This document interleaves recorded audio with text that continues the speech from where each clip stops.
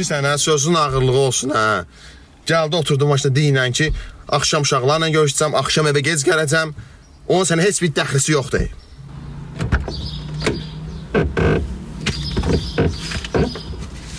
Həyatım, salam. Axşam kinoya baxmaq istəyirəm, gedək baxaq da. Hə, həyatım, gedərik, problem yoxdur.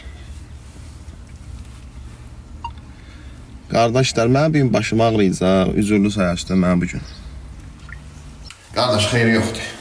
Axşam gəlsin evə, diyəcəm ki, mən Dəmroya gedirəm, mən axşam evə gec gələcəm, axşam uşaqlarla olacam, pisiyo. Qətti konkret, pisiyo.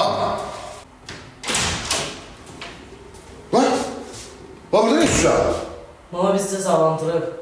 Sən mənə Allah bağ elədi ya.